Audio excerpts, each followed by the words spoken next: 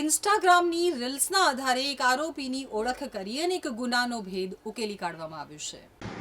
સુરત શહેરની રાંદેર વિસ્તારમાં પોલીસ પેટ્રોલિંગમાં હતી ત્યારે મિલકત સંબંધિત ગુનાઓમાં આરોપીઓને શોધવાની કામગીરી ચાલી રહી હતી.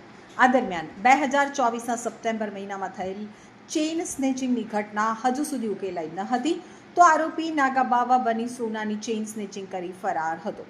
પોલીસે તપાસ દરમિયાન જાણ્યું કે આ ગુનામાં સંડોવાયેલ એક આરોપી હાલ ગાંધીનગર જિલ્લાના દહેગામ પોલીસ સ્ટેશનના ડબલ મર્ડરના કેસમાં અમદાવાદની સાબરમતી જેલમાં બંધ છે.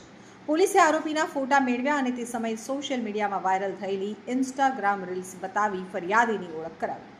તો ફરિયાદી આરોપીની ઓળખી કાઢતા પોલીસે કોર્ટમાંથી ટ્રાન્સફર વોરંટ લઈ જેલમાંથી કબજામાં લીધો અને કોર્ટમાં રજૂ કરી અને 2 દિવસના રિમાન્ડ ઉપર લીધો છે.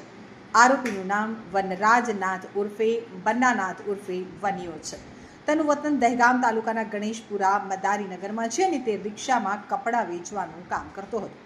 તપાસમાં જાણવા મળ્યું કે વનરાજ વિરુદ્ધ રાજ્યભરમાં કુલ 23 જેટલા ગુનાઓ નોંધવામાં આવ્યા છે.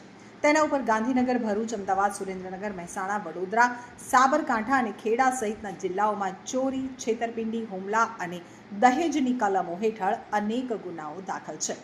તો તપાસ દરમિયાન પોલીસે જાણકારી મળી હતી કે સંડોવાયેલ આરોપી હાલ ગાંધીનગર જિલ્લાના દહેગામ પોલીસ સ્ટેશનના ડબલ મર્ડર કેસમાં સાબરમતી જેલમાં બંધી છે. આરોપી વિશે વધુ માહિતી મેળવવા પોલીસે તેનો ફોટો મેળવ્યો અને સાથે જ પહેલા ગુનાની ધરપકડ સમયે સોશિયલ મીડિયા ઉપર વાયરલ થયેલી ઇન્સ્ટાગ્રામ રીલ પણ એકઠી કરી અને ફરિયાદીની આરોપીનો ફોટો અને સોશિયલ મીડિયા ઉપરથી મળેલી રીલ્સ બતાવવામાં આવી હતી. ત્યારે ફરિયાદીએ આરોપીને સ્પષ્ટ રીતે ઓળખી કાઢ્યો હતો. આ ઓળખના આધારે રાંદેર પોલીસે કોર્ટમાંથી ટ્રાન્સફર વોરંટ મેળવ્યો હતો.